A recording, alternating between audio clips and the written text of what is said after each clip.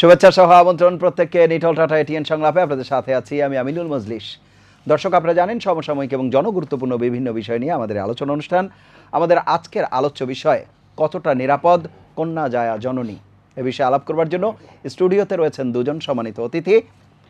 আমাদের সাথে রয়েছেন অভিনেত্রী ও নির্মাতা রোকেয়া প্রাচী এবং আমাদের সাথে রয়েছেন ঢাকা বিশ্ববিদ্যালয়ের শান্তি ও সংঘর্ষ অধ্যয়ন বিভাগের শিক্ষক ডক্টর সাবের আহমেদ চৌধুরী এবং অনলাইনে আমাদের সাথে যুক্ত আছেন advocate doctor Shahjahan, chairman Bangladesh মানবাধিকার ফাউন্ডেশন। আপনাদের তিনজনকে অনুষ্ঠানে স্বাগত। প্রথমে রোকেয়া প্রাচী, আপনাকে দিয়ে আলোচনা শুরু করছি। আমাদের আজকের আলোচ্য বিষয় কতটা নিরাপদ কন্যা জায়া জননী।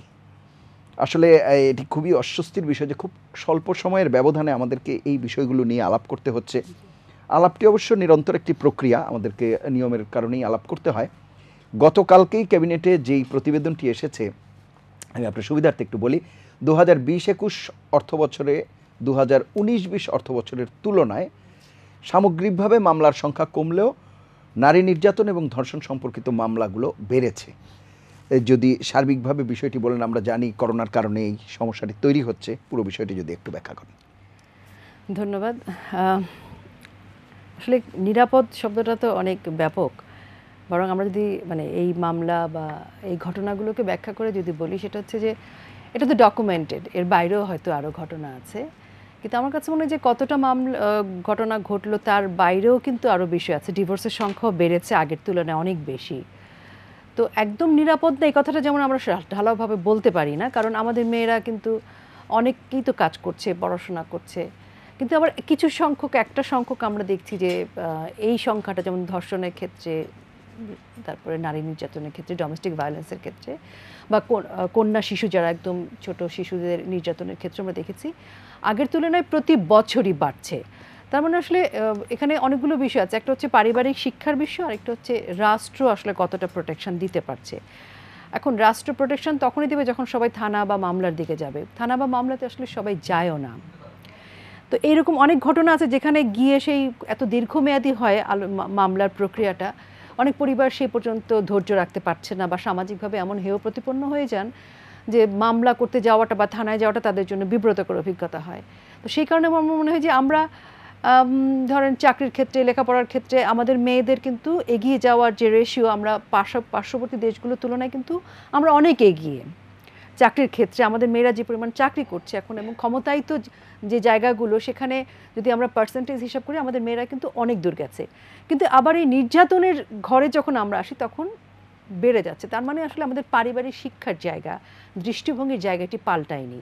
তো একটা নারী তো শুধু পুরুষের দ্বারা নির্যাতিত হচ্ছে এটিও বলা যাবে না। আমার কাছে মনে হয় যে নারীর দ্বারাও নির্যাতিত হচ্ছে, আমাদের সিস্টেমের জন্য নির্যাতিত হচ্ছে, আমাদের যে মূল্যবোধের জায়গাটি, যেটা পারিবারিক মূল্যবোধ, সামাজিক মূল্যবোধ, আমাদের গণমাধ্যমের যে মূল্যবোধ, সব কিছু মিলে আমার মনে হয় যে নারী সেই জায়গাটা এখনও আটকে আছে।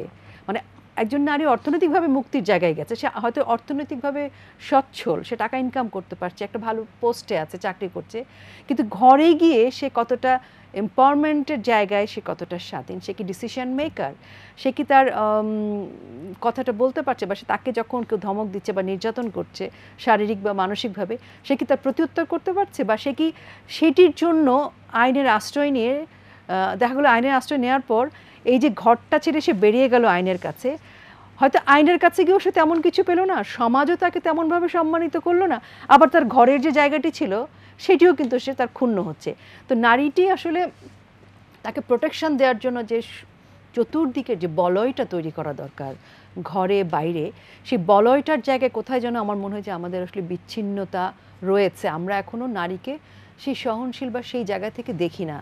নারীর ক্ষমতায়নের জায়গা যদি আপনি, নারী নীতিও তো এখনও হয়নি। সেটি যদিও মাননীয় প্রধানমন্ত্রী শেখ হাসিনা সবসময় কিন্তু নারীদের পক্ষে কথা বলেছেন। উনি কিন্তু নারীদের কাজে অংশগ্রহণের জায়গাগুলোকে অনেক সুযোগ সুবিধা বাড়িয়ে অনেক সুন্দর মসৃণ করে দিয়েছেন। কিন্তু এখন আপনার বাড়িতে যদি আপনি আপনার স্ত্রীকে সম্মান না করেন, আমি আমার ছেলের বউকে সম্মান না করি, আমি আমার ভাবিকে সম্মান না করি, বা আমি আমার ছেলেকে যদি না শিখাই যে পাশের বাড়ির মেয়েটি কিন্তু তোমার বোন, তাকে কোন দৃষ্টিতে দেখবে, তো এই শিক্ষাগুলো যদি আমি আমার বাড়ি থেকেও না দিই, তাহলে সে কিন্তু তার কলিগ বা তার স্ত্রী বা তার আশেপাশের নারীরা কিন্তু তার কাছে নিরাপদ নয়। আমি আসবো আপনার কাছে পারিবারিক এবং সামাজিক শিক্ষা নিয়ে, কিন্তু এবারকার যে পরিসংখ্যানটা আমরা আলাপ করছি এটি কিন্তু অন্যান্য বারের চেয়ে একটু আলাদা বলছি এ কারণে এবার একটা কোভিডের সময় গেছে আমাদের এবং ঘরবন্দি জীবন বেশিরভাগ সময় কাটাতে হয়েছে। সেই জায়গায় আপনাকে যদি আমি একটা পরিসংখ্যানই দেই যে লকডাউনের যেটি অঘোষিত লকডাউন ছিল গত বছর মে মাসে 31 দিনে, শুধুমাত্র কেবলমাত্র মে মাসে 31 দিনে 53টি জেলায় 13,494 জন নারী ও শিশু সহিংসতার শিকার হয়েছে। নিঃসন্দেহে অ্যালার্মিং। এটির কারণটি কি? এটি ওই যে আমি বললাম যে ঘরে যে তার স্ত্রী একটি মানুষ, তার জীবন সঙ্গী, তার পার্টনার, এই বোধটাই তো তার তৈরি। নারীর প্রতি তো তার সে সম্মান বোধটাই নাই, মায়া মমতা বোধটাই তৈরি হয়নি। যার ফলে আগে তো কী হতো, সে 9টা 5টা অফিস করছে, তারপর ফিরে গিয়ে অল্প একটু সময়, তারপর তাকে ঘুমিয়ে যেতে হচ্ছে, সকালবেলা আবার অফিসে যাচ্ছে। কাজে সহিংসতার জন্য তার হয়তো দীর্ঘমেয়াদী প্রস্তুতিও থাকছে না, কিন্তু একজন সারাক্ষণ স্ত্রীর সাথে থাকছে, সারাক্ষণই কিন্তু সে স্ত্রীর দোষ ত্রুটিগুলো বের করছে, স্ত্রীকে খুব কাছ থেকে তার কষ্টটাও দেখছে। কষ্টটা দেখছে না, সেই জায়গায় আমাদের সংকট। মানে সেই ছেলেটি ওই মেয়েটির মধ্যে তার নিজের কন্যাকে দেখে না, তার নিজের বোনকে দেখে না, তার মাকে দেখে না। সে ওই নারীটিকে আসলে অন্য একটা নারী হিসেবে দেখে, সেই নারীটাকে তার প্রতিদ্বন্দ্বী হিসেবে হয়তো দেখে। আর এই সহিংসতার পিছনে আমি শুধুমাত্র পুরুষকে দায়ী করব না। এই পুরুষের তো একজন মা আছে, এই পুরুষের একজন বোন আছে, ভাই আছে, বাবা আছে, তারও পরিবার পরিজন আছে, তাদেরও কিন্তু কিছু নীতি নৈতিকতা, তাদেরও কিছু দায়িত্ববোধ থাকে। কারণ হাজব্যান্ড ওয়াইফের সম্পর্কের মধ্যে তো শুধু হাজব্যান্ড ওয়াইফ না, এটা পুরো পরিবার মিলে একটা সম্পর্ক। তো যদি ছেলের পরিবার যদি সেই নজরদারিটা না রাখে, মানে সেই শাশুড়ি যদি ছেলেটিকে যদি বিয়ের প্রথম দিনই বলে যে তোমার স্ত্রী কিন্তু তোমার জীবনের অংশ এবং তোমার বোনও কিন্তু একদিন পরের বাড়িতে যাবে, এই যে শিক্ষাটা, এই জায়গাটা যদি প্রথম দিনই তার সন্তানকে মা বলে দিতে পারতেন, তাহলে সেই ছেলেটি কিন্তু সেই স্ত্রীকে একটা পণ্য বা একটা ভোগের সামগ্রী কিংবা তার চাকর এভাবে দেখতো না। যার জন্যে কিন্তু সে এভাবে অন্যভাবে দেখেই কিন্তু তার মানসিক বিকৃতির মানে ফলাফলই আমরা দেখি। স্ত্রীকে কুপিয়ে মারছে, বালিশ চাপা দিয়ে মারছে, নানানভাবে খুব মানে নিষ্ঠুরভাবে মারছে। কিন্তু ভালো লাগছে না, আপনি ডিভোর্স দিয়ে দেন, সেটা কিন্তু করছে না, তিল করে মারছে। তার মানে ওই মানসিক বিকৃতির জায়গাটিও আমাদের ভাবতে হবে। অসংখ্য ধন্যবাদ। আমি আবারও আসবো আপনার কাছে, আমরা একটু ডক্টর শাহজাহানের কাছে যাব। অ্যাডভোকেট ডক্টর শাহজাহান, আপনি শুনছিলেন এই যে আমরা কিছু পরিসংখ্যানও এখানে তুলে ধরছিলাম, সার্বিকভাবে যদি পরিস্থিতি একটু বিশ্লেষণ করেন এবং কেন আসলে হচ্ছে আমরা বলছি। ধন্যবাদ মজলিস, আপনাকে এবং আপনার মাধ্যমে এটিএন বাংলা দেশ বিদেশের দর্শক শ্রোতাদের ধন্যবাদ জানাচ্ছি আমার সাথে অন্য দুই বিজ্ঞ আলোচক রোকেয়া প্রাচী এবং ডক্টর সাবির সাহেবকে। প্রথমে একটু বলে নি যে পরিচয়ের মধ্যে বোধহয় একটু লিখতে ভুল হয়েছে। আমি চেয়ারম্যান বাংলাদেশ মানবাধিকার ফেডারেশন, ফাউন্ডেশন হয়েছে, যাই হোক দুঃখিত, এটা হবে ফেডারেশন। আর কি হচ্ছে যে রোকেয়া প্রাচী যেমনটা বলেছেন, এটার সাথে সহমত পোষণ বা দ্বিমত পোষণ করার কিছু নেই, সহমত পোষণ করতেই হয়। কিন্তু এর একটা ভিন্ন চিত্র রয়েছে। উনি কোভিডকালীন সময়ে স্বামীকে ঘরে থাকার যে কথাগুলো বলেছেন, আমি যদি এখানটা থেকে শুরু করি তাহলে পরে অন্য জায়গায় আসি। সেই সময়টা যদি আমি বলি যে সহমর্মিতা, ভালোবাসা, সম্প্রীতি, এই যে আমরা অন্য সময় যে সময়টা দিতে পারিনি, আমি দেখেছি আমার পরিবার, আত্মীয় স্বজন, আমার আশেপাশের যারা রয়েছেন, বন্ধু বান্ধব রয়েছেন, খুব এনজয় করে সময়টা কাটিয়েছে, একত্রে পাকশাক করেছে, একত্রে ঘরেছে, ছেলে মেয়েদের সাথে যে ইন্টারাকশন হয়েছে, এটা আমি মনে করবো যে অনেক ভালো একটা দিক হচ্ছে। মানুষের যদি সহনশীলতার কথা ধরেন, এটা এই সময় আমি মনে করি বেড়েছে। নৈতিকতার জায়গায় যদি আসেন, তাহলে কোভিডের যে আউটকাম, কোভিডের যে ট্রমাটিক সিচুয়েশন, এটা মানুষকে ধর্মীয় মূল্যবোধের দিকে অনেকখানি এগিয়ে নিয়েছে। যেমন মানুষ প্রতিদিন মৃত্যু দেখছে, মৃত্যুর মিছিল দেখছে, টেলিভিশন খুললেই দেখছে। আপনি তো মনে আছে একটা সময় লাশ দাফন করার মতো মানুষ পাওয়া যেত না। একটা বাড়িতে কোভিড হয়েছে, সেই বাড়িটা চিহ্নিত করে সেই বাড়ি কেন, সেই মহল্লা পুরো বাঁশ দিয়ে এবং বাড়ির ওই মহল্লার চতুর্দিকে লক করে দেওয়া। একটা বিল্ডিং এ হয়েছে, হুড়মুড় করে সেখান থেকে সব মানুষ চলে এসেছে এবং সবাইকে আইসোলেশনে পাঠানো হয়েছে। এখন আমাদের কাছে এটা কোনো ব্যাপার মনে হচ্ছে না, কিন্তু তখনকার সিচুয়েশনটা যদি আমরা চিন্তা করি, তাহলে ধরে নেওয়া হয় একটা মানুষ ধরে নিচ্ছে যে এই যুদ্ধে যে কেউ যে কোনো সময় চলে যেতে পারে। সুতরাং মানুষের মধ্যে একটা ধর্মীয় অনুশাসন, মূল্যবোধ, নৈতিকতার জায়গা তৈরি হচ্ছিল এবং সেটা মানুষকে আরো বেশি সহনশীলতা, আরো বেশি দায়বদ্ধতা, আরো বেশি গুড অ্যাটিটিউড, কালচার, ম্যানার, এগুলোর দিকে ধাবিত করেছিল। এবং সেখানে সহিংসতা, পারিবারিক সহিংসতা বলেন, নির্যাতন বলেন, ধর্ষণ বলেন, এই সমস্ত ঘটনাগুলো কিন্তু কোভিড এর প্রথম দিকের চিত্রটা অনেক কমে এসেছে। রাইট, আপনি যে স্ট্যাটিস্টিক্সটা দিয়েছিলেন সেটি মে মাসে, এবং আপনি যেটি বলছেন সেটি হয়তো ফেব্রুয়ারি মার্চ মাসের শুরুর দিকে।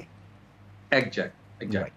তো হয়েছে কি, এখন পরবর্তীতে যেটা উনি বললেন যে এই কথার সাথে অবশ্যই একমত হতে হবে যে কোভিডের যে একটা ট্রমাটিক সিচুয়েশন যখন আসলো মানুষের মধ্যে, এই যে খুনসুটিটা বাড়তে থাকলো, সে অনেকক্ষণ একানাগারে একটা জিনিসের মধ্যে আছে, একটা জায়গার মধ্যে তার ভালো না লাগার একটা বিষয় আছে, এরকম অনেকগুলো জিনিস যখন আবার যোগ হয়েছে, তখন হয়তো চিত্রটা কিছুটা ডিফারেন্ট হয়েছে।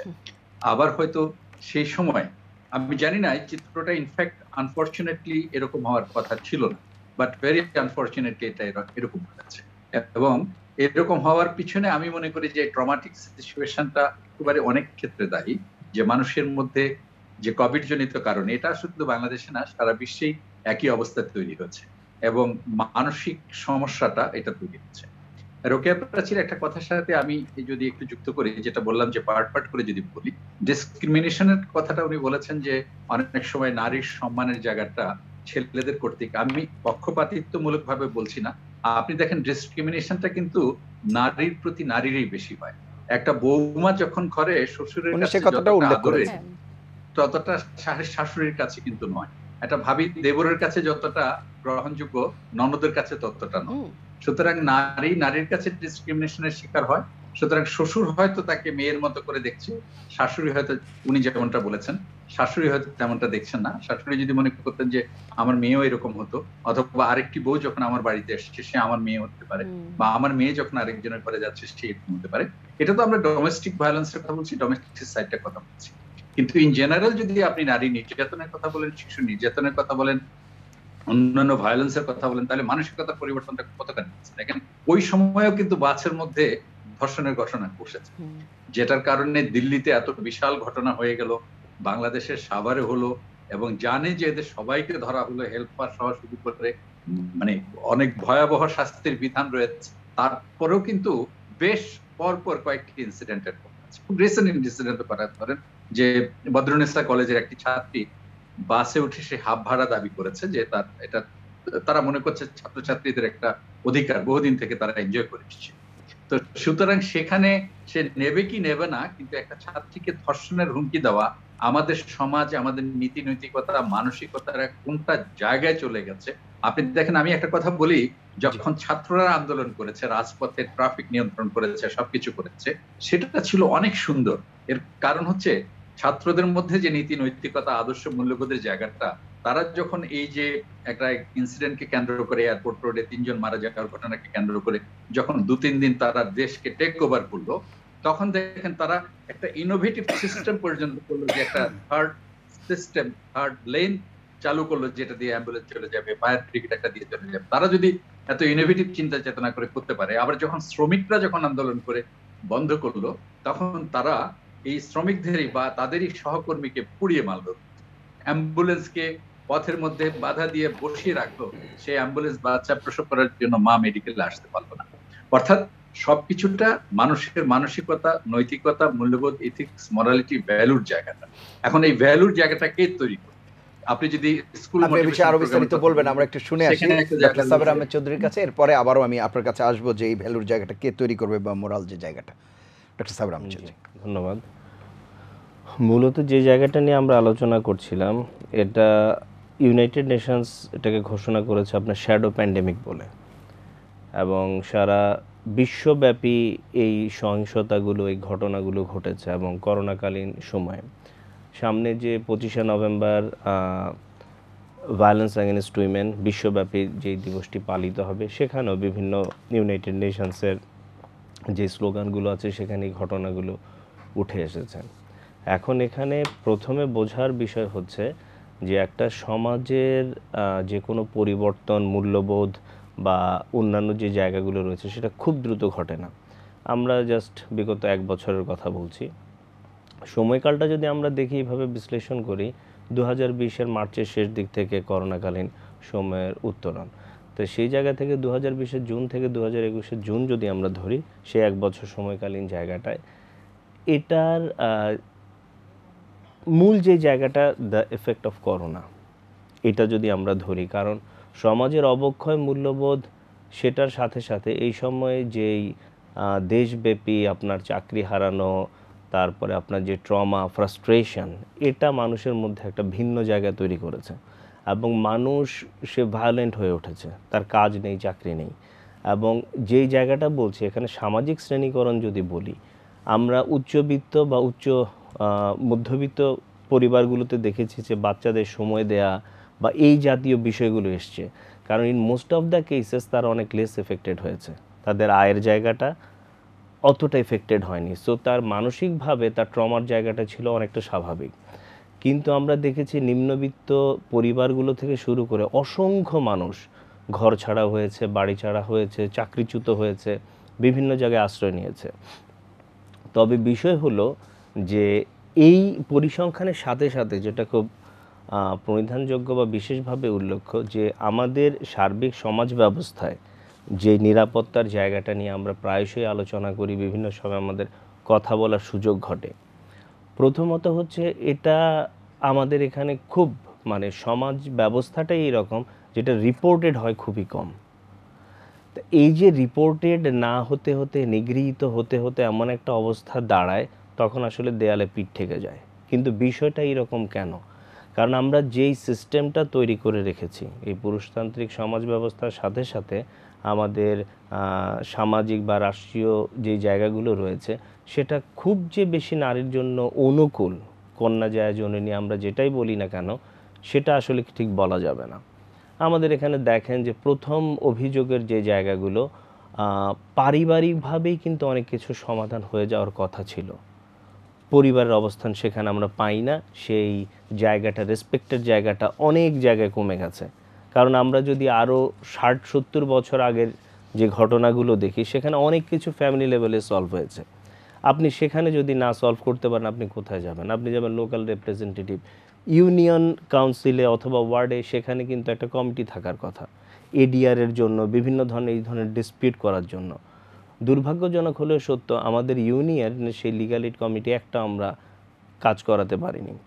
উপজেলা লেভেলে রয়েছে কিন্তু সেটাও দৃশ্যমান না। আরেকটা জায়গা রয়েছে, ধরেন এই যে ন্যাশনাল হিউম্যান রাইটস কমিশন বা এই জাতীয় প্রতিষ্ঠান পৃথিবীর বিভিন্ন দেশে কিন্তু খুব শক্তিশালী এবং তারা খুব যথার্থভাবে এই জিনিসগুলো ডিল করে। আমাদের দেশে কি যতই আমরা অ্যাওয়ারনেসের কথা বলি, একজন নারী বা একজন শিশু বা একজন মাঝবয়সী যেই নারী রয়েছেন, উনি কি জানেন যে ওনার রেমিডির জন্য কি কি ব্যবস্থা রয়েছে সমাজে? আগে তো ওনার অবগত হওয়ার জায়গা, অধিকার সম্বন্ধে জানার জায়গা, তারপরে হচ্ছে সেখানে বিচারের জন্য যাওয়ার বিষয়গুলো। আপনি দেখেন কিছুদিন আগে আমি লিগ্যাল এইড অ্যাওয়ারনেস নিয়ে একটা কাজ করলাম, এবং দুঃখজনক হলেও সত্য যে গ্রামের সাধারণ মানুষ জানেই না যে এই ধরনের সরকারের ব্যবস্থা রয়েছে এবং রাষ্ট্রীয় কোষাগারের অর্থে সেটা হয়, যে আপনার জেলা ও দায়রা জজ আদালতে লিগ্যাল এইড একজন অফিসার আছে, আপনার আইনগত যে কোনো জটিলতায় বা নির্যাতনের যে কোনো জায়গায় আপনি তার কাছে আইনি পরামর্শ নিতে পারেন। এখন সেই জায়গাটা যদি আমরা সচেতনতাটা সৃষ্টি না করি, মানুষকে না জানাই, তাহলে কিভাবে সেই সেবাটা মানুষ নেবে? এবং আমি যখন এই বিষয়টা আমার এলাকায় আলোচনা করার চেষ্টা করেছি, সেই দিন সন্ধ্যাতে প্রচুর নারী আপনার এই বিষয়টা নিয়ে সে এসছে যে কিভাবে এই জায়গাটা, যে আমি এফোর্ড করতে পারছি না এবং আমি জানিও না যে আমার এলাকাতেই হয়তো শহর কেন্দ্রিক জায়গাতে সেখানে বিভিন্ন এনজিও কাজ করছে এবং সরকারের কোষাগারের অর্থেও এই ধরনের লিগ্যাল এইড সার্ভিস দেয়া হচ্ছে। তো এই জায়গাগুলোকে আসলে অনেক জাগ্রত করার প্রয়োজন, এবং মূল্যবোধের যে জায়গাগুলো রয়েছে সেটা তো সময়ের সাথে পরিবর্তন হচ্ছে, আমাদের মানসিকতার খুব বেশি পরিবর্তন আমরা দেখছি না। রোকেব রেচি, আমরা যে আলাপটি করছিলাম এখানে কেবলমাত্র যে শুধু পারিবারিক ঘটনাগুলোই ঘটছে, সহিংসতার ঘটনাই ঘটছে, স্বামীর নির্যাতনের ঘটনা ঘটছে এমনটা না। আমরা দেখছি সাম্প্রতিককালে নারীদের যে নির্যাতন, নোয়াখালীর বেগমগঞ্জের কথা যদি ধরি, সিলেটের এমসি কলেজের কথা যদি ধরি, সেগুলো কিন্তু পারিবারিক নির্যাতন নয়, কিন্তু এই ধরনের ঘটনাগুলো ঘটছে এবং খুবই হৃদয় বিদারক। সেই জায়গাতে আপনি কি বলবেন যে সামগ্রিকভাবে সিস্টেমটার ডেভেলপমেন্টের কথা আমরা বলছিলাম? না, সে তো বটেই, সামগ্রিক সিস্টেমের গলদ আছে বলে এই ধরনের ঘটনা ঘটে, এটা তো অস্বীকার করার উপায় নেই। কিন্তু এই সময় কিন্তু ধর্ষণের যে শাস্তি সেটি মৃত্যুদণ্ড পর্যন্ত ঘোষণা করা হয়েছে, সেটি আইনে পরিণত করা হয়েছে, তারপরেও আমরা কি বার্তা দিচ্ছি তাদের কাছে? প্রথমত তো মেয়েটিকে 72 ঘন্টার মধ্যে যে নিয়মটা, আমরা কিছুদিন আগে একটা খুব সেন্সেশনাল নিউজ দেখলাম, তো এরকম মেয়েদের জন্য আসলে কতটা সহজতর একটা মেয়ে যখন বাইরে নির্যাতিত হচ্ছে, সেটা শুধু যে রেপ কেস সেটা না, একটা নারীকে যখন হয়রানি করা হবে, অসম্মান করা হবে, সেটিও কিন্তু একটা অপরাধ। অবশ্যই।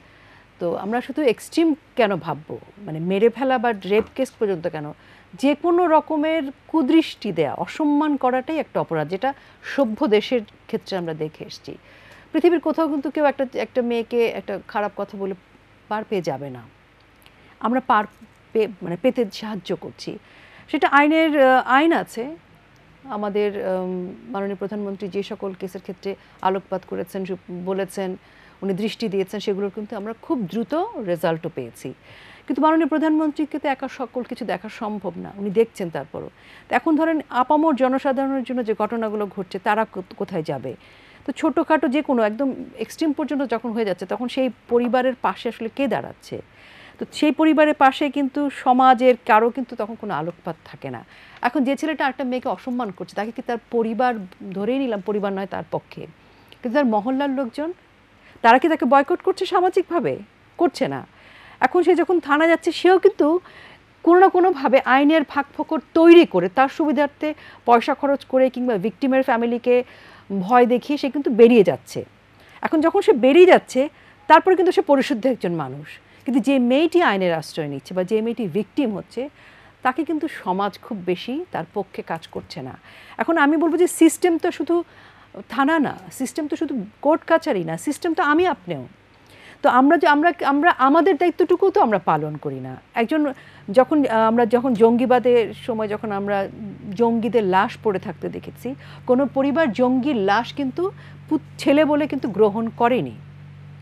একটা জঙ্গিকে আপনি আপনার সন্তান বলে গ্রহণ করলেন না, সমাজ তাকে গ্রহণ করলো না, ধিক্কার জানাচ্ছে। তাহলে একজন রেপিস্ট কেন গ্রহণযোগ্য হবে?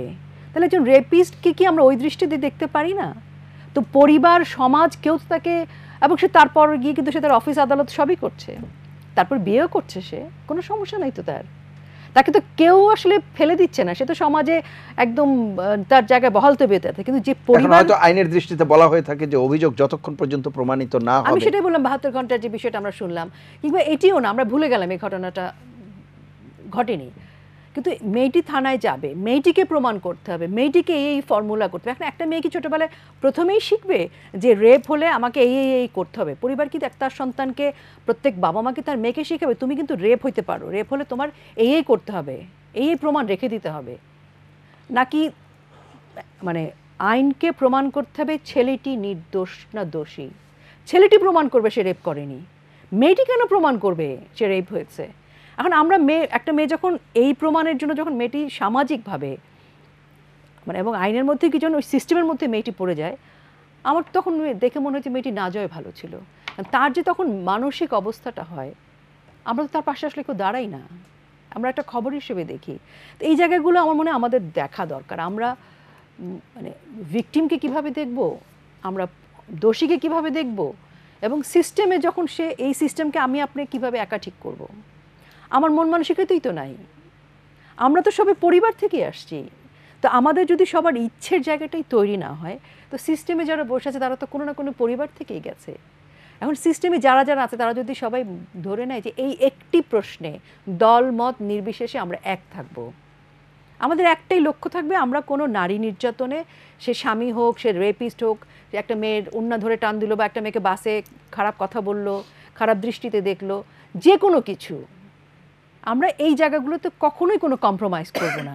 এটা কি আমরা জাতিগতভাবে আমরা সবাইকে আসলে এক কাতারে দাঁড়াতে পেরেছি? যিনি ধরেন কোর্টে আছে, যিনি থানায় আছে, বা যিনি আসামি পক্ষের উকিল, তিনি কি কোনো পরিবারের মানুষ না? তিনি কি কোনো কন্যার পিতা না? তাহলে এই যে ফাঁকফোকরগুলো যারা তৈরি করেছে, তারা কোত্থেকে এসছে? তারা তো এলিয়েন না, আমার আপনার মতে পরিবারের কেউ, সমাজের কেউ, সিস্টেমের কেউ। তো তাদের যদি চেতনার জায়গাটি পরিবর্তন না হয়, সভ্য দেশে কী করে পেরেছে? সভ্য দেশে তো কোনো মেয়েকে ভাবে ওদের দেশে বিচ্ছিন্ন ঘটনার মতো ঘটে। আমাদের যেমন এটা একটা আমাদের জন্য ক্যান্সার। তো আমরা সব জায়গায় সভ্য হয়েছি, সব জায়গায় আমরা এগিয়ে গেছি, কিন্তু এই একটি নারীর প্রশ্নে, যে দেশে নারীরা সংখ্যায় বেশি, যে দেশে নারীদের ভোটের উপরে রাষ্ট্রের হিসেব নিকেশ হয়, যে দেশে নারীদের ইনকামের উপরে রাষ্ট্রের অর্থনীতি দাঁড়িয়ে আছে, সেই দেশে নারীরা সবচাইতে নির্যাতিত, নিগৃহীত। এবং একটি নারী যখন মুখ খুলছে, যখন কথা বলছে, সাহস করে দাঁড়াচ্ছে, সমস্ত কিছু যখন শেষ হয়ে যায় ঘটনা, তার কয়েক বছর পর সেই মেয়েটি কেমন আছে যদি তাকে আপনারা কখনো সামনাসামনি দেখেন, তখন কিন্তু সে এই মামলার জন্য যতটুকু নিগৃহীত হয়েছে ঘটনার জন্য, পরবর্তী পর্যায়ে তার তার অবস্থা আরও খারাপ হয়, কিন্তু সে যতখানি মানসিকভাবে সামাজিকভাবে নির্যাতিত হয় ওই আসামি কিন্তু হয় না।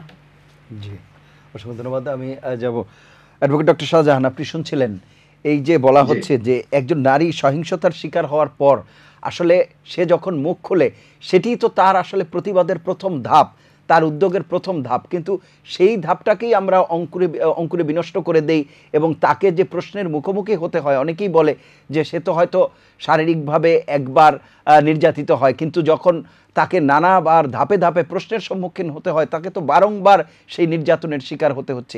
এই জায়গাটি থেকে বেরিয়ে আসবার কি কোনো উপায় আছে কিনা, মানে সেই জায়গাটি আপনার আইনজীবী হিসেবেও কি চিন্তা করছেন? জি, ধন্যবাদ আপনাকে। এই কথাটা খুব যথার্থ এবং এই জন্যই বলা হয় যে একজন নারী যখন একবার রেপ হয় তিনি দ্বিতীয়বার রেপ হচ্ছেন কোর্টে গিয়ে, বিচার ব্যবস্থা যখন ফেস করতে যান তখন আবার তিনি রেপ হচ্ছেন। মানে it's so sad, so unfortunate.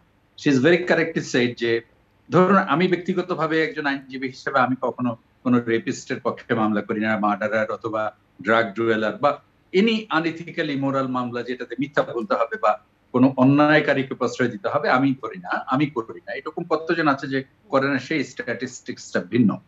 কিন্তু প্রশ্ন হচ্ছে আমি করলাম না, কিন্তু উনি বললেন যে সেই লয়ার কি কারো বাবা না, কারো বোন না, কারো ভাই না? এই কথাটা তো সত্যি। আমারও একই প্রশ্ন যে এই আইনজীবী তিনি যখন তার ক্লায়েন্টকে খুব মিথ্যে একটি জিনিস ক্লায়েন্ট হতে জানেও না এই একটা জঘন্য মিথ্যাচার শিখিয়ে দিয়ে যখন সহায়তা করছেন, এটা কিন্তু তার পার্ট না। কারণ প্রত্যেকের পিছনে আমাদের সূরা নিসা এবং সূরা বাকারার সে আয়াত লেখা রয়েছে, তোমরা সত্যকে মিথ্যার সাথে এবং মিথ্যাকে সত্যের সাথে। তো সে যখন তার ক্লায়েন্টকে সেভ করার জন্য একটা জঘন্য মিথ্যাচার শিখিয়ে দিচ্ছে তখন কিন্তু আরেকজনের অধিকার খুব ভয়ঙ্কর ভাবে লঙ্ঘিত হচ্ছে। এখন প্রশ্ন হচ্ছে যে আমরা বিদেশে দেখেন অনেক জায়গায় রয়েছে যে সে যখন কোর্টে তার বর্ণনাটা দিচ্ছে, আমাদের এখানে কিন্তু ভিন্ন। একটা মেয়ে যখন রেপ হচ্ছে তখন ওপেন কোর্টে সব জায়গায় তাকে আইনজীবীরা ক্রসিং করছে যখন, তখন জিজ্ঞেস করছে কখন, কিভাবে, সে কিভাবে ছিল, মানে প্রশ্নগুলো এত বিব্রতকর। সেই আমি দেখেছি অনেক মেয়েকে চোখ গলে তার পানি পড়ছে, সে প্রশ্নের উত্তর দিতে গিয়ে বারবার তার মুখ লাল হয়ে যাচ্ছে এবং এই জায়গাটা থেকে আস্তে আস্তে উত্তরণ ঘটিয়ে একটা ক্যামেরা ট্রায়াল বা অন্য কোনো সিস্টেমের দিকে আমরা আস্তে আস্তে ধাবিত হতে যাচ্ছি এবং এটা হচ্ছে, অনেক জায়গায় হচ্ছে, কিন্তু এখনো পুরোপুরি সেই সিস্টেমে আসেনি। সেজন্য কথাটা যথার্থ যে সে একবার যখন আগে হলো তখন দ্বিতীয়বার সে বিচার চাইতে গিয়ে অথবা বিচার ব্যবস্থার মধ্য দিয়ে যে প্রশ্নগুলোর সম্মুখীন হচ্ছে অথবা ট্রায়ালের মধ্য দিয়ে তাকে যে উত্তরগুলো দিতে হচ্ছে বা প্রমাণ করার জন্য যে প্রক্রিয়াগুলো তাকে করতে হচ্ছে সেটা খুব নিষ্ঠুর এবং অমানবিক এবং তার সাথে পরিহাসের সামিল। এখন আপনি বলছেন যে এটা থেকে এই অন্তরায়টা বা এটা থেকে বেরিয়ে আসার উপায়টা বুঝছেন। তার আগে যদি একটা কথা বলি যে বলা হয়েছে যে যে সমস্ত মানুষরা এই কাজগুলো করছে সমাজে তারা একসময় কিন্তু তুলসী পাতা হয়েছে। এটা তো খুব বাস্তব প্রমাণ রয়েছে। আমরা বিভিন্ন ইউনিভার্সিটিতে দেখেছি, বিভিন্ন জায়গায় দেখেছি, সুবর্ণচরে দেখেছি, অন্যান্য জায়গায় দেখেছি। এই মানুষগুলো কোনো এক সময় একেবারে বীরের বেশে আবার সমাজে জেলখানা থেকে আসলে এমনও ঘটনা ঘটেছে তাকে ফুল দিয়ে, যদি সে কোনো পাওয়ার স্ট্রাকচারের সাথে থাকে তাহলে তাকে ফুল দিয়ে বরণ করতে যাওয়া হয়। যে মানুষগুলো যায় সে একবারও ভাবেন না যে একজন রেপিস্ট সে একজন খুনির চেয়েও খারাপ। ওই যে যিনি এই কথা বললেন যে একটা জঙ্গির চেয়েও সে সবচেয়ে খারাপ অবস্থানে রয়েছে এবং তাকে হেট করা। আরেকটা কথা ডক্টর সাবের আহমেদ চৌধুরীর সাথে আমি বলতে চাই যে উনি খুব যথার্থ একটা কথা বলেছেন যে অনেক মানুষ জানে না এই যে লিগাল সাপোর্ট এবং তার এয়ারনেস এর কথাটা বলছেন। দেখেন যে দায়িত্বের জায়গাটা উনি বললেন যে উনার এলাকায় গিয়ে উনি যখন নারীদের নিয়ে আমি সেই জায়গাটা এর আগের বার যখন বলছিলাম তখন সেখান থেকে আমরা অন্য প্রসঙ্গে গিয়েছিলাম যে অ্যাওয়ারনেস বিল্ডিং বা সোশ্যাল অ্যাওয়ারনেস বিল্ডিং এর যে মোটিভেশনাল বিল্ডিং এর দায়িত্বটা ধরুন স্কুল মোটিভেশন প্রোগ্রাম। এখন স্কুল মোটিভেশন কি আমাদের হচ্ছে? ইউথ মোটিভেশন কি আমাদের হচ্ছে? পলিটিক্যাল মোটিভেশন কি আমাদের হচ্ছে? একজন চেয়ারম্যান তিনি কি তার এলাকাকে যেমনি ভাবে ড্রাগ মুক্ত করার জন্য, মাদক মুক্ত করার জন্য চাচ্ছেন, তেমনি কি রেপিস্ট মুক্ত অথবা একটা ইথিক্যাল এন্ড মোরাল টোটাল একটা সুন্দর এরিয়া এভাবে গড়ে তোলার কথা কখনো চিন্তা করছেন? চিন্তা করছেন না এবং চিন্তা করার জায়গাটাও কিন্তু নেই। একজন জনপ্রতিনিধি আগে যতখানি দায়বদ্ধ ছিলেন এখন ততখানি দায়বদ্ধতা নেই এবং সেটার অনেক কারণ আছে, আমি সে বিস্তারিত ব্যাখ্যাতে যাচ্ছি না। কারণ তাকে জনগণকে তোয়াক্কাই করতে হচ্ছে না, জনগণের মতামতের তার কোনো প্রাধান্যই তার কাছে নেই। কারণ তার আসল জায়গা হচ্ছে নমিনেশনটা, ইভেন চেয়ারম্যান লেভেল পর্যন্ত নমিনেশনটা কিভাবে এনশিওর করা যায়, বাকি কোনো কিছু তার প্রয়োজন নেই। আমি একসময় জনপ্রতিনিধিদের ক্লাস নিতাম ইউএনডিপির একটা প্রজেক্টে। সেখানে আমি দেখতাম যে মেয়র পর্যায়ের বা উপজেলা চেয়ারম্যান পর্যায়ের চেয়ারম্যান পর্যায়ে অনেক লোকরা আসতো। সেই সময় তাদের মধ্যে যে মৌখিক মোরালিটি ভ্যালুসটা আমি লক্ষ্য করেছি অনেক আগে থেকে, এবং ইদানিং আমি এই ক্লাসটি ইচ্ছে করে আর নিতে যাই না, কারণ আমি ইদানিং তাদের মধ্যে সেই জিনিসটা দেখি না। একটা সময় এমনও হয়েছে, আমি যখন কিছু জনপ্রতিনিধিদেরকে বলেছি যে আপনাদের জন্য যে থোক বরাদ্দের টাকাটা অথবা গমের টাকাটা, কাবিখার টাকাটা বাংলাদেশের 16 কোটি মানুষের টাকা। আপনি যদি এডিবির এশিয়ান ডেভেলপমেন্টের টাকা বলেন তাহলে এশিয়ার 250-300 কোটি মানুষের টাকা। আপনি যদি ওয়ার্ল্ড ব্যাংকের কোনো টাকার কথা বলেন যে যেটা আপনি মেরে খাবেন, সেটা বিশ্বের 700-800 কোটি মানুষের টাকা। তো আল্লাহ সুবহানাহু ওয়া তাআলা দুটো জিনিস ক্ষমা করবেন, একটা হচ্ছে শিরক, আরেকটা হচ্ছে অন্যের হক নষ্ট করা। তো আপনি যে এই যে জনগণের গমের টাকা, থোক বরাদ্দের টাকা, এডিবির টাকা, বিশ্ব ব্যাংকের টাকা, থোক বরাদ্দের টাকা যারা জনপ্রতিনিধি করেন, এবং আমাদের প্রতি আমাদের মন্ত্রী মহোদয় পরিকল্পনা মন্ত্রণালয়ের উনার একটা কোটেশন গতকালই দেখলাম যে শহর থেকে আমরা বরাদ্দ করলে এটা গ্রাম পর্যায়ে 10% যায়, এটাকে আবার আরেকজন সোশ্যাল মিডিয়ায় স্ট্যাটাস ডক্টর দিয়ে শাহজাহান, আমাদের একজন আলোচনাটি সাংবাদিক আমরা করেছেন। এই পর্যায়ে রাখতে যাচ্ছি। যদি সেটাই হয়, এক জি। মিনিট আমি শেষ করছি, যদি সেটাই হয় তাহলে এই যে জনপ্রতিনিধি বলেন, অন্যান্য শ্রেণী পেশার মানুষরা বলেন, তাদের দায়িত্বের জায়গাটুকু তারা অ্যাড্রেস করার কোনো সুযোগই এখানে তারা যেমনি করছেন না, তেমনি তারা করতে পারছেন না। করতে পারছেন না সেটা হয়তো ভিন্ন কারণ, কিন্তু করছেন না, অনেক ক্ষেত্রেই করছেন না। এটা যদি হতো, সোশ্যাল অ্যাওয়ারনেস যদি বিল্ড আপ হতো, তাহলে হয়তো পরিস্থিতির আরো ইতিবাচক পরিবর্তন হতো। আমি আসবো আপনার কাছে, আমি একটু শুনে আসি ডক্টর সাবির আহমেদ চৌধুরী। জি, মূলত এখানে আরেকটা বিষয় খুব গুরুত্বপূর্ণ যে নারী নির্যাতন কেন্দ্রিক অনেকগুলো আইন রয়েছে। যেমন ধরেন ডোমেস্টিক ভায়োলেন্স অ্যাক্ট নিয়ে একটা আইন তৈরি হয়েছে প্রায় 10-11 বছর আগে। ইন্টারেস্টিং হচ্ছে যে এটা সিজিএম কোর্টে করতে হয়, কিন্তু অনেকগুলো আমরা ডেটা অ্যানালাইসিস করে দেখেছি যে অনেকগুলো জেলা রয়েছে যেখানে একটি মামলা হয়নি। এখন আপনি একটা আইন করলেন, অনেক চিন্তা ভাবনা করে করলেন, একটা মামলা রুজুই কেন হলো না? এটার মূল কারণ হলো এখানে victim support centre, shelter home, তারপরে তার আপনার বিভিন্ন ধরনের প্রোটেকশন দেওয়ার বিষয়গুলো রয়েছে। একজন নারী যখন নির্যাতিত হচ্ছেন উনি সরাসরি ফোন দিতে পারবেন এবং ফোন দিবেন, উনি সেই ধরনের অভিযোগ করবেন।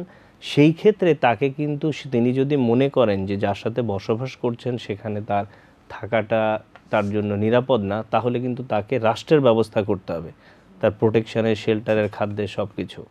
সেই জায়গাটায় আমরা এগোতে পারিনি। তাহলে হয়েছে কি, আইন তৈরি হয়েছে কিন্তু সেখানে আইনের বাস্তবায়ন করার জন্য যে অনুকূল পরিবেশ সেটি তৈরি একদমই নেই, এবং সেখানে দেখা যাচ্ছে যে লয়াররা এবং যারা ভিকটিম তারাও ইন্টারেস্টেড না। আমরা বিভিন্ন জায়গায় কথা বলে দেখেছি যে তারাও ইন্টারেস্টেড না। তারা পেনাল কোডের বিভিন্ন সরাসরি যে ধারাগুলো রয়েছে, যেমন খোরপোশের মামলা, নারী নির্যাতন, যেখানে অনেক বেশি সহজে তারা রেমেডি পাচ্ছেন, সেই জায়গায় তারা ইন্টারেস্টেড হচ্ছেন। আরেকটা বিষয়, আমরা আরেকটা গবেষণা করার সুযোগ হয়েছিল আমাদের কনভিকশন রেট নিয়ে, যে এই যে মামলাগুলো হচ্ছে সেখানে কনভিকশন রেটের অবস্থা কী। এটা মানে শিউরে ওঠার মতো যে আপনার ভেরি ভেরি লো, আপনার 1% বা কোথাও কোথাও লেস দেন 1%। আমরা বলছি রিপোর্টেডের কথা, কিন্তু যেগুলো রিপোর্টেড হচ্ছে সেই জায়গার অবস্থাটা কি, সেখানে আমরা দেখেছি যে বিভিন্ন জায়গায়, এই যে ধরেন আপনি আইনের ভাষায় একটা কথা বলা হয় সাক্ষ্য প্রমাণ, সাক্ষীটা আপনি কোথায় পাবেন? আপনি অন্যান্য সাধারণ যে জমি সংক্রান্ত মামলা সেখানেই আপনি সাক্ষী পাচ্ছেন না। এবং এলাকায় কারাই কাজগুলো করে, তারা নিশ্চয়ই পাওয়ার বিজের কাছাকাছি লোক। তারা যে অপকর্মটা করছে সেই অপকর্মের বিরুদ্ধে সাক্ষ্যটা কে দিতে পারবে, কে দিতে যাবে, এবং তারা কিভাবে প্রোটেক্টেড বিভিন্নভাবে, এটা আমরা জানি। তো সেই জায়গায় আপনার এই জায়গাগুলো কোর্টে যে সাধারণত অনেক ক্ষেত্রে মামলা তুলে নেওয়া হয়, অনেক ক্ষেত্রে ভয়ভীতি দেখানো হয়, অনেক ক্ষেত্রে সাক্ষী পাওয়া যায় না। তা আপনি মামলাটা প্রমাণ করবেন কিভাবে? তো এই জায়গাগুলো আসলে খুব গুরুত্বপূর্ণ। এবং সমাজে দেখেন, আমি যদি দেখি যে আমার এলাকায় আমার জানা মতো 6টা ঘটনা ঘটেছে, একটারও কোনো শাস্তি হয়নি, আরেকজন কিন্তু উৎসাহিত হবে। বিষয়টা ওই রকম। একটা কেস ধরেন, একজনের কথাই আমি বলছি, নাম উল্লেখ না করে, সে 4টা বিয়ে করেছে। প্রথম 2টো বিয়ের ক্ষেত্রে তার 2জন বউকে, স্ত্রীকে মারা হয়েছে। মারা মানে একদম মার্ডার।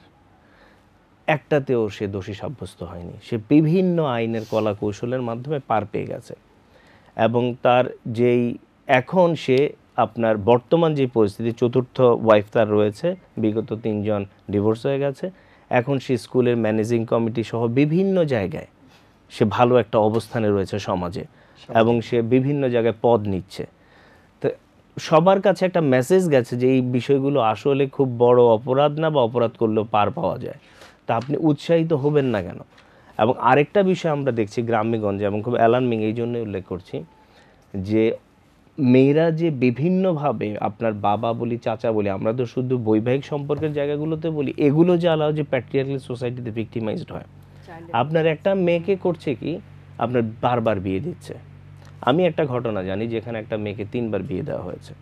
প্রতিবারই তারা বিয়ে দেয়, এবং বিয়ের ক্ষেত্রে তারা পাত্র হিসেবে যারা বিদেশে অবস্থান করে এই ধরনের একটা পাত্রকে বেছে নেয়। পাত্রটা যখন বিদেশে যাওয়ার সময় হচ্ছে তখনই দেখা যায় যে এই ধরনের তারা একটা মামলা করে দেয় বিভিন্ন নারী নির্যাতনমূলক। ছেলেটা একটা বৃহৎ অঙ্কের টাকা দিয়ে, কাবিনের টাকাটা দিয়ে মোটামুটিভাবে বিদেশে যেতে পারলেই বাঁচে, এবং রিপিটেডলি 3টা ঘটনা অলরেডি ঘটে গেছে। তো এই মেয়েটাকে আমরা সবসময় বলবো যে সে এই কাজটার জন্য সহায়তা করছে? হয়তো প্যাট্রিয়ার্কাল সোসাইটির চাপে তাকে সব মেনে নিতে হচ্ছে।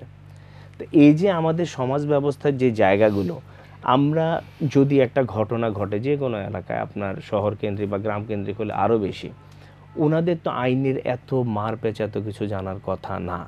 তা ওনারা প্রথম কার কাছে যাবেন? জনপ্রতিনিধির কাছে। জনপ্রতিনিধি নিজে কি ওয়াকিবহাল সব কিছু সম্বন্ধে? ওনার কি প্রপারলি সেই ট্রেনিংগুলোর জায়গা রয়েছে? ওনার কি সেই শিক্ষার জায়গাটা রয়েছে? আমরা যাদেরকে মেম্বার হতে দেখছি, ওনারা কি জনগণকে গাইড করার সেই জায়গাটাই রয়েছেন? এবং যেই কথাটা বারবার আসলো, সব কিছু উল্লেখ করে বলাটা ডিফিকাল্ট। যেমন ঢাকা ইউনিভার্সিটিতে বা বিভিন্ন জায়গায় বিভিন্ন সাইবার বুলিংয়ের বিভিন্ন কেস ঘটে, এবং ভয়াবহ ধরনের বিষয়গুলো ঘটে। থানায় যখন রিপোর্ট করতে যাচ্ছে, it would be very difficult for them to face the situation, to face the mechanism.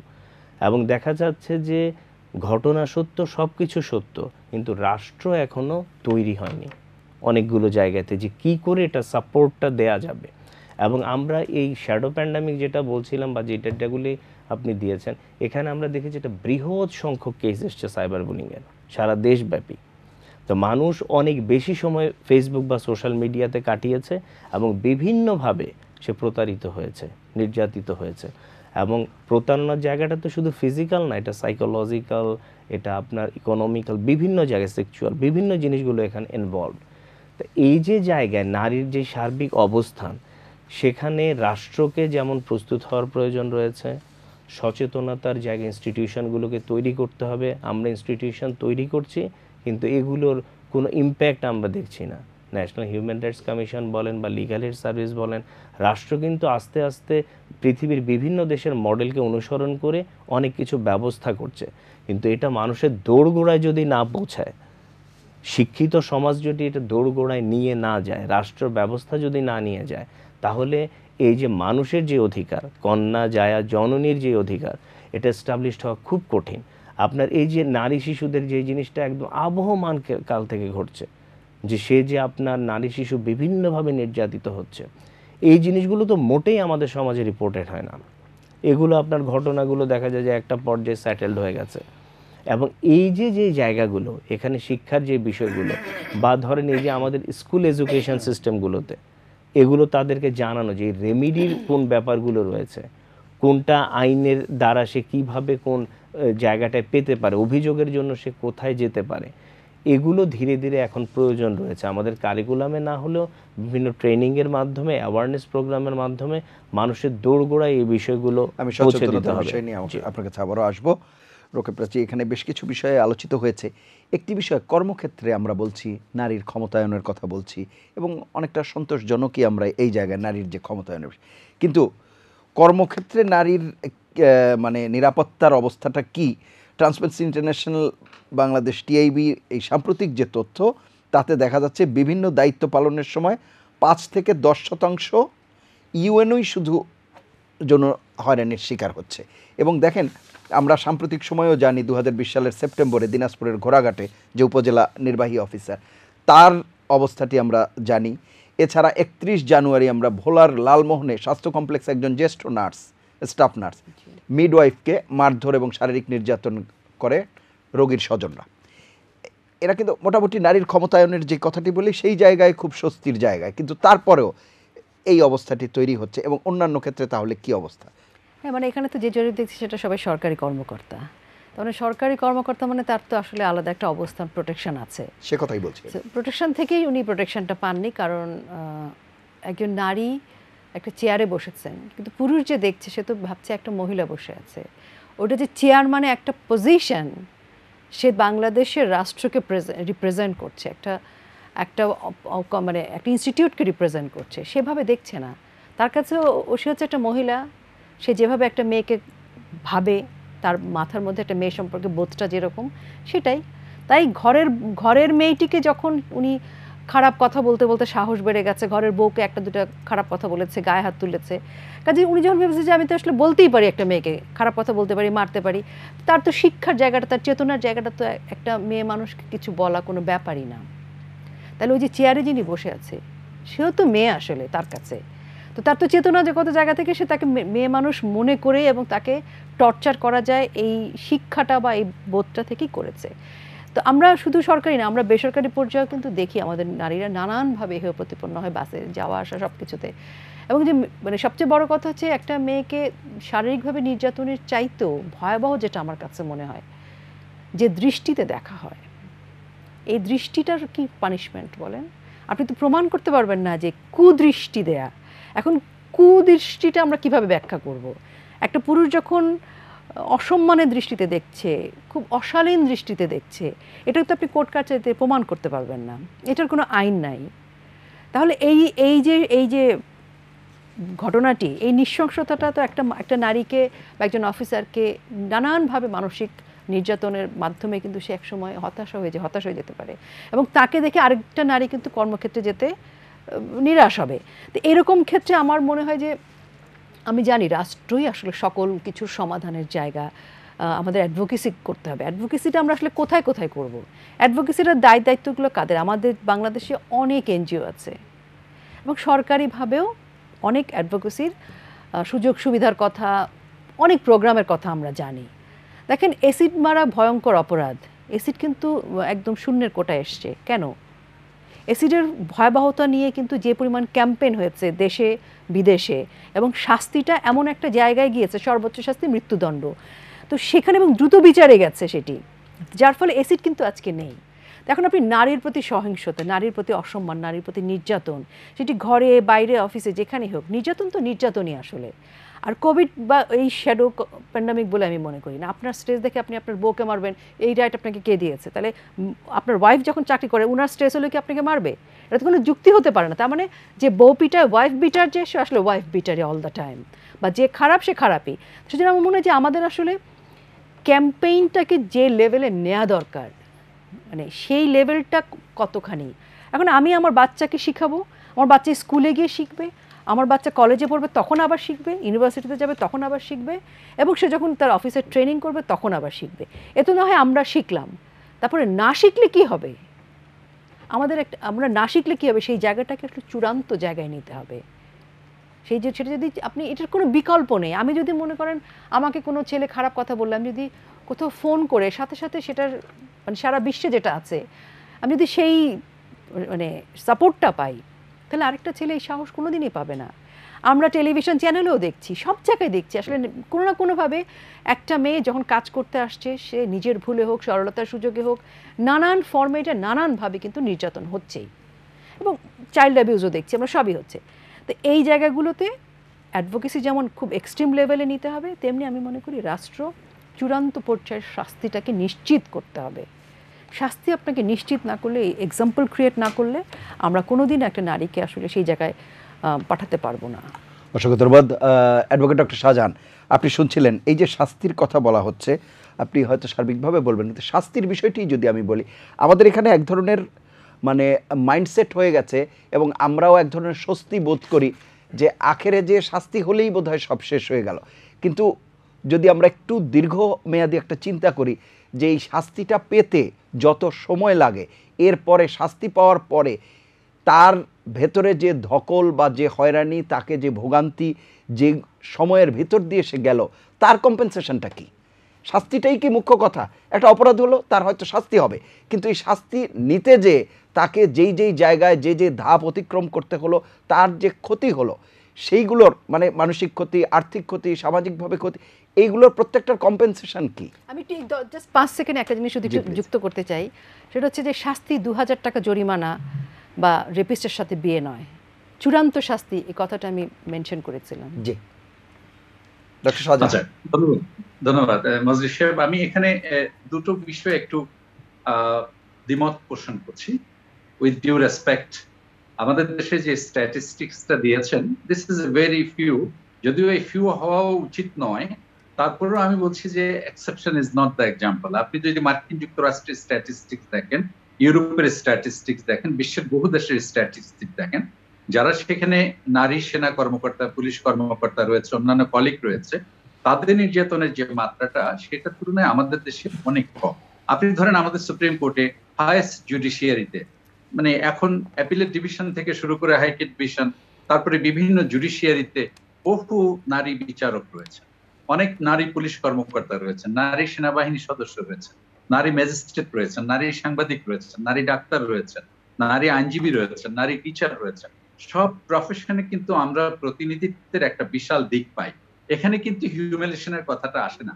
অর্থাৎ যেখানে সচেতনতার লেভেলটা যত হাই, আপনি কি একটা বারও শুনেছেন যে একজন আইনজীবী কলিগ দ্বারা তার আরেকজন আইনজীবী কলিগ নিগৃহীত হয়েছে? অথচ একই কোর্টে, একই বেঞ্চে, একই বিচারকের সামনে আমরা ঘন্টার পর ঘন্টা বসে থাকি, গা কেটে করে বসে সেখানে মামলা পরিচালনা করি, অত্যন্ত বন্ধু সুর। একই ডাক্তার কিন্তু পাশাপাশি সেখানে বসে থাকছেন, পুলিশ অফিসাররা সেভাবে থাকছেন, স্কুলে টিচাররা সেভাবে পড়াচ্ছেন, বিশ্ববিদ্যালয়ে পড়াচ্ছেন। আমি যে মনে আমরা করি এই পর্যায়ের বক্তব্যটা একেবারে স্পষ্ট। আপনি যদি আইনের ব্যাপারটা একটু বলেন, আমি যে শাস্তির বিষয়টি আইনের বলছিলাম ব্যাপারটা যাচ্ছে, সেই আইনের জায়গাটায় যদি ব্যাপারটা একটু দুটো। যান। আইনের দুটো ব্যাপার, একটা হচ্ছে একটু আগে সাক্ষীর কথা এসছে, যে তাকে সাক্ষী দিয়ে প্রমাণ করে হচ্ছে, সাক্ষীর একটা বিশাল ব্যাপার রয়েছে। ধরেন সাক্ষী দিতে গেলে মেডিকেল রিপোর্টের ব্যাপার রয়েছে। অনেক সময় আপনি রেপের সাক্ষী কোথায় পাবেন? রেপটা যখন হয় তখন সে নিশ্চয়ই আশেপাশে 10 জনকে ডেকে রেপটা করছে না। তবে হ্যাঁ, সিলেটের একটা ইনসিডেন্ট যখন কুপিয়ে মারছিল, সেটা অনেকে ভিডিও ধরে ভাইরাল করেছে। আরো কিছু কিছু ইনসিডেন্ট আছে ভিডিও ভাইরাল হওয়াতে বা একটা মহিলার ভিডিও ভাইরাল হওয়াতে সেগুলোর বিচার ব্যবস্থাটা খুব দ্রুত হয়, দৃশ্যমান হওয়াতে সেগুলো সবার দৃষ্টিগোচর হয়, সেগুলোর বিচার ব্যবস্থা। অডিও ভিডিও যখন এখন সাক্ষী, সুতরাং সেই সাক্ষীগুলো অথবা সেই বিচারগুলো সেখানে সাক্ষী পেতে খুব অসুবিধা হয় না। কিন্তু আপনি যদি ধরেন একটা রেপ 4 দেয়ালের মাঝখানে হচ্ছে, তাহলে সেখানে তার সিমেন্ট টেস্টের ব্যাপার রয়েছে, ডাক্তারের ফরেন্সিক টেস্টের ব্যাপার রয়েছে। সে যখন যাচ্ছে, এখানে আবার ইথিক্যাল অনেকগুলো প্রশ্ন আসছে। অনেক সময় দেখা যায় যে প্রথম ফরেন্সিক টেস্ট একরকম আসে, আবার যখন ভিকটিম এটা মানছে না, তখন দ্বিতীয়বার করছে। ইভেন মার্ডারের ক্ষেত্রে প্রথম, আমি নিজে অনেক কেস ডিল করেছি, প্রথম রিপোর্ট দিয়েছে যে এটা সুইসাইডাল কেস, তারপরে আসছে যে না, সুইসাইডাল না। তো তার মানে হচ্ছে তৃতীয়বার পর্যন্ত ভিকটিমের পরিবারকে যেতে হচ্ছে এবং সেখানে বারবার প্রমাণ করার জন্য বলতে হচ্ছে, মা তার কবরের সামনে গিয়ে কেঁদে সেখান থেকে আবার লাশ তুলে আবার পরীক্ষা করার পর সেকেন্ড টাইম, থার্ড টাইম পেল। খুব সেন্সিটিভ বেশ কিছু কেসের এরকম আলামত রয়েছে। আপনি দেখেন পুলিশ ব্যুরো ইনভেস্টিগেশন বেশ কয়েকটা কেস রয়েছে। ঢাকার বিকারুনেসের সামনে যে হত্যাটা হয়েছে, যেটা প্রথম বলা হয়েছিল যে নর্মাল হত্যা, ছিনতাইকারীগুলি করেছে, পরে পুলিশ ব্যুরো ইনভেস্টিগেশন করে দীর্ঘদিন পরে সেটা পেল। তো সাক্ষীর যে ব্যাপারটা বলা হয়েছে, সাক্ষীর একটা নিজস্ব গতি রয়েছে, তবে এর সাথে যারা রয়েছে সাপোর্টিং ইনগ্রেডিয়েন্টস, এটা শুধু কোর্ট ইচ্ছে করলেই পারবে না, ম্যাজিস্ট্রেট বা জজ অথবা অন্য কেউ ইচ্ছে করলে পারবে না। এটার সাথে পুলিশ রয়েছে, জুডিশিয়ারি রয়েছে, ইনকোয়ারি ইনভেস্টিগেশন টিম রয়েছে, জুরিসপ্রুডেন্স রয়েছে, আপনার ফরেন্সিক বিভাগ রয়েছে।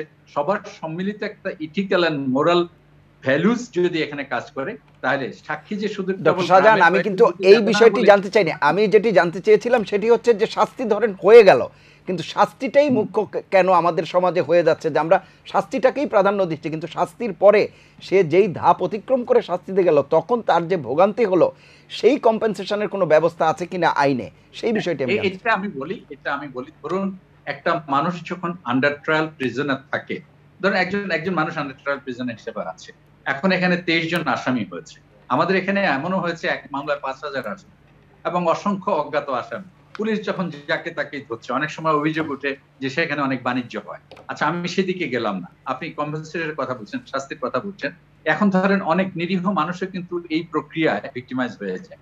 তিনি যদি 2 বছর 3 বছর জেলখানায় থাকেন, তারপর এক সময় বিচারক তাকে নির্দোষ প্রমাণ করে, মানে সে একেবারে বেকসুর খালাস পায়, তখন সে কম্পেনসেটর কার কাছে যায়? রাষ্ট্রের কাছে চাইতে পারে, কিন্তু সেটা আবার যত দীর্ঘ সেটা সে যায় না। আবার ধরেন যিনি আছে তিনি এই আন্ডার ট্রায়াল প্রিজনার হিসেবে 7 বছর 8 বছর পরে এখনই না সেটাকে ক্যালকুলেট হয়েছে যা তার শাস্তির সাথে ইনক্লুডেড হবে।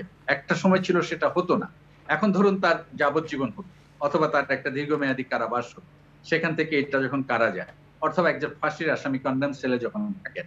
তো এই যে শাস্তি যতটা না সে সোশ্যালি হচ্ছে, ততটা তার নিজের দিক থেকে হচ্ছে একটা দীর্ঘ কারাবাসের মাধ্যমে হচ্ছে। অসংখ্য এখন আবার ধন্যবাদ। জেল আমাদের জরিমানা, সময় স্বল্পতার জন্য দুটোরই আর এই আলোচনা দুটোরই এগিয়ে নিতে বিধান পারছি না, রয়েছে। আমাকে শেষ এখন করতে যে হচ্ছে। জরিমানাটা হয়, জি যে জরিমানাটা কিন্তু ডক্টর victim-এর শাহজাহান 30 family-কে সেকেন্ড, আপনি দেওয়া শেষ হয়। করবেন। হ্যাঁ, আমি বলছি যে আপনার এই কথার শেষ জায়গায় আমি আসছি, জি যে শাস্তির যে বিধানের সাথে শুধু কেবল জেল জরিমানা এটা না, তার যে জরিমানাটা আছে সেটাকে নিয়েও কিন্তু ভিকটিম ফ্যামিলিকে দেওয়া হয়। এখন যদি আপনি মনে করেন যে হ্যাঁ এতেই কি তার সর্বস্ব হয়েছে, এখন একটা ঘটনা যখন, একটা ইনসিডেন্ট যখন হয়ে যায়, at the cost of life দেওয়ার চেয়ে তো আর বেশি কিছু থাকে না। অসংখ্য At the ধন্যবাদ, cost of অসংখ্য life, ধন্যবাদ। death penalty অথবা অন্য কিছু। জি জি অসংখ্য ধন্যবাদ। সাবির আহমেদ চৌধুরী, আমরা শেষ করব। প্রথমত হচ্ছে কর্মক্ষেত্রের যেই জায়গাটা বলছিলেন, সেখানে আসলে মূলত সংখ্যাগতভাবে নারীর অনেক বৃদ্ধি হয়েছে, কিন্তু এখানে যদি আমরা এম্পাওয়ারমেন্টের কথা বলি, এম্পাওয়ারমেন্টের যে থিওরিগুলো রয়েছে, ডিসিশন মেকিংয়ে আসলে এই যে সংখ্যার অধিক যে নারীরা যোগদান করেছে তাদের রোল কতটা, সে প্রমোশনের ক্ষেত্রে তার সুযোগ কতটা, সে কাজ যা করছে সেই কাজের রিওয়ার্ড সে যথার্থভাবে তার পুরুষ সহকর্মী সমান পাচ্ছে কিনা, এই মানদণ্ডগুলো কিন্তু আমরা বিভিন্ন স্টাডিতে দেখেছি সেইভাবে রক্ষিত হচ্ছে না।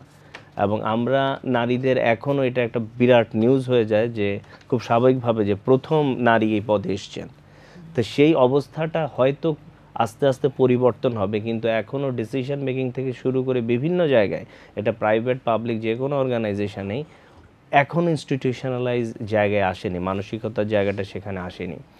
আরেকটা বিষয় যেটা এসেছিল যে আপনার এই যে শাস্তিটা গুরুত্বপূর্ণ কেন, উনি যথার্থই বলেছেন। 1999 সালে এসিড সার্ভাইভার্স আপনার ফাউন্ডেশন তারা কাজ শুরু করে, তাদের ডেটায় দেখা যায় যে যখন শক্তভাবে এসিড ভায়োলেন্সের যে আইনটা সেটা যখন কার্যকর হচ্ছে 2004 সাল পর্যন্ত সেটা উপরের দিকে উঠেছে কার্ভটা, এবং 2004 সাল থেকে আজকে পর্যন্ত এটা খুবই একটা ডাউনসাইজড অবস্থায় চলে এসছে।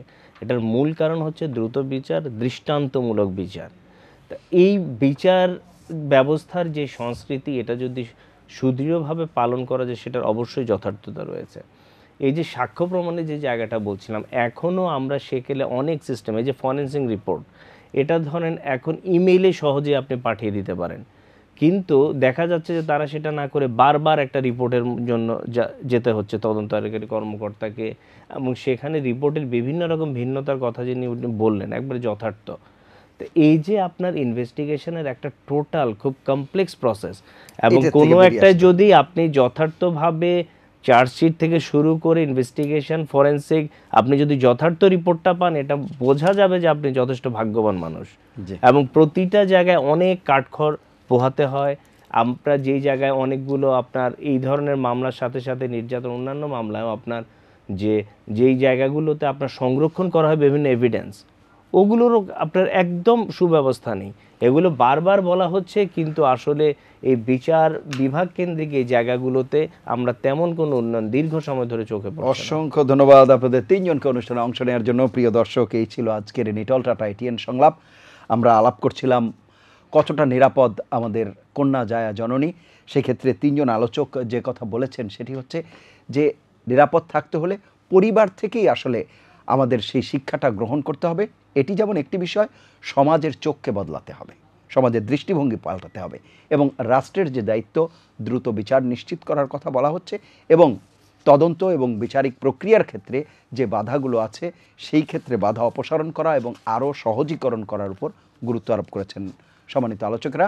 আমরা সেই প্রত্যাশায় বিদায় নিচ্ছি। সবাই ভালো থাকবেন, সুস্থ থাকবেন, আশা করি এটিএন বাংলার সঙ্গেই থাকবেন। আল্লাহ হাফেজ।